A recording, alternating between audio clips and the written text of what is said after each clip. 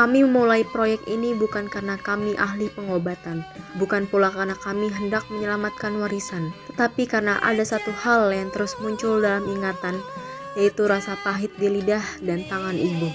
Rempah, bumbu, dan persiapan yang khas mencerminkan pengetahuan ekologis yang diturunkan secara turun-temurun dan menyatu dalam pola hidup masyarakat.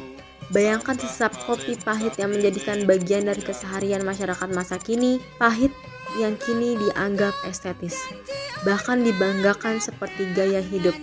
Namun, mengapa jamu tidak bisa mendapatkan tempat yang sama? Jamu, jamune, godhong kates, awake tes yen diombe.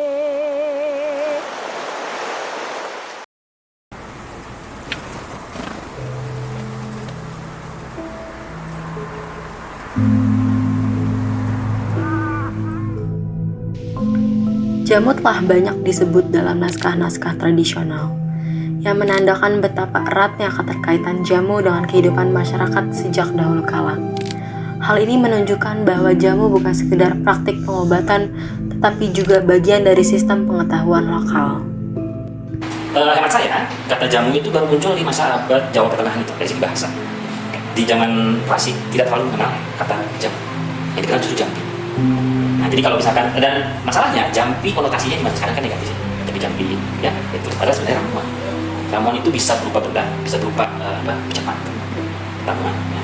Lalu kemudian berkembang bahasa menjadi rayuan. Itu dari perspektif arkeologis, penemuan artefak-artefak tua seperti ulekan, papan tandas, dan alat-alat penggerus lainnya membuka jendela bagi kita untuk memahami bahwa kegiatan meracik ramuan telah menjadi bagian dari kehidupan masyarakat Nusantara sejak masa lampau. Namun, penting untuk dicatat bahwa catatan mengenai bahan-bahan tradisional dalam masa Hindu-Buddha belum secara eksplisit merujuk pada jamu, sebagaimana kita memahaminya hari ini.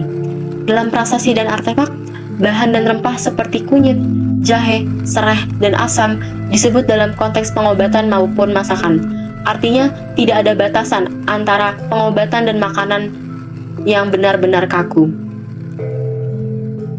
Kalau kalian mencontohkan dari relief Prambanan, itu memang penggambarannya hanya seseorang yang sedang duduk dan sedang melakukan lah, istilahnya. Tapi kan gambar itu 3 dimensi dan diam kan. Jadi sebenarnya penggambaran relief itu yang disebut sedang meracik jamu itu merupakan hasil interpretasi arkeolog. Jadi memang penggambaran itu multitafsir. Kalau di relief itu ada orang yang bilang sedang itu obat-obatan, bahan makanan, ataupun jamu. Itu sebenarnya sih nggak masalah, karena itu memang hasil interpretasi. Tapi yang jelas artefaknya itu menunjukkan kegiatan menggerus. Gitu. Ya, jadi tergantung tujuan penelitian sebenarnya kalau hal itu interpretasinya tergantung. Istilah acara kipun atau peracik jamu baru muncul dalam prasasti pada masa Majapahit sekitar abad ke-13 hingga abad ke-15 Masehi, sebagaimana tercatat dalam prasasti Sri Madawapura. Sebelumnya, sebutan yang muncul lebih umum adalah tabib, nambi, atau bahkan kedi. Dalam konteks itu, acaraki adalah figur penting, sejajar dengan tabib yang tidak hanya memahami khasiat tanaman, tetapi juga memiliki keterampilan meracik dan mengolahnya. Mereka adalah farmakolog kuno, yang bekerja tanpa laboratorium, tetapi dengan pengalaman dan warisan pengetahuan turun-temurun. Catatan-catatan lain, seperti dalam naskah Calon Arang, juga menyiratkan peran penting ramuan dalam sistem kepercayaan dan penyembuhan. Di sana, jamu tak hanya tampil sebagai solusi atas sakit fisik, tetapi juga bagian dari narasi magis, mistik, dan sosial. Sementara dalam teks seperti Gatot Kaca Seraya, jamu disebut secara eksplisit sebagai bagian dari pengobatan. Maka dari itu, dalam sejarah panjangnya, jamu tidak pernah hanya soal mengobati penyakit. Namun, ia adalah medium budaya. Ia adalah ruang praktik pengetahuan lokal yang diturunkan secara lisan dan intuitif. Dan meskipun jejak kerap samar, tersembunyi di balik prasasti, alat dapur batu, dan naskah kuno, jamu tetap membisikkan bahwa ia bukan sekedar cairan pahit dalam botol. Ia adalah representasi dari bagaimana masyarakat Nusantara memahami tubuh, penyakit, dan alam di sekitar mereka.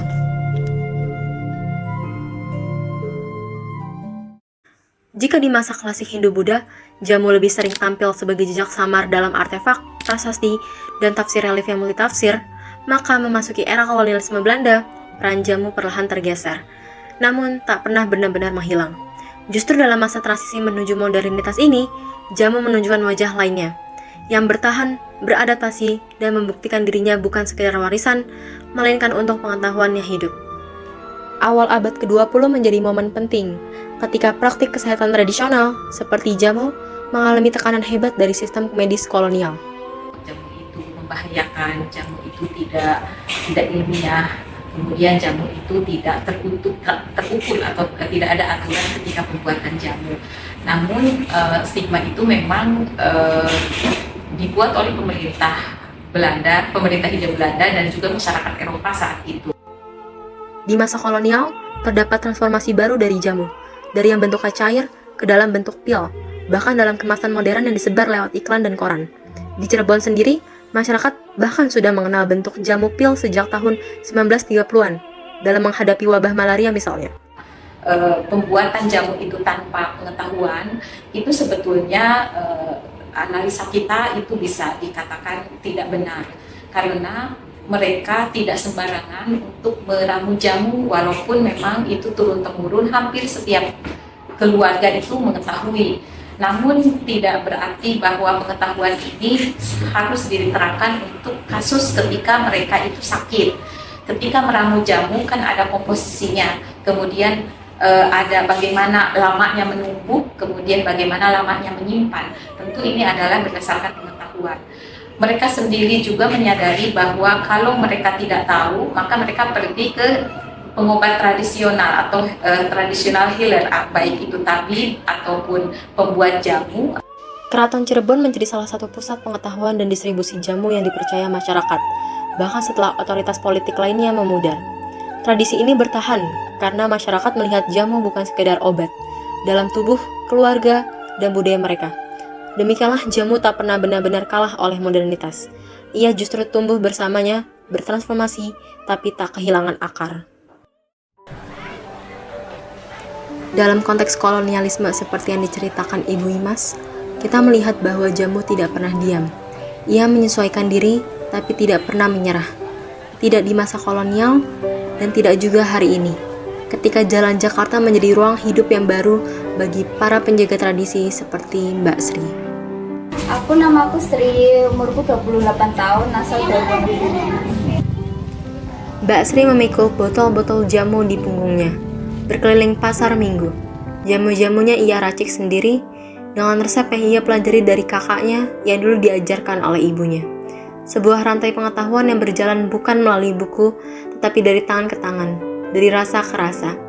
Ia menyebut cara dagangnya lebih tradisional saja, bukan karena tidak tahu cara modern, tapi karena tahu persis jamu gendong punya nilai yang tidak bisa digantikan, yaitu menyapa langsung pelanggan, menjangkau gang-gang sempit, dan menjaga hubungan yang bersifat personal.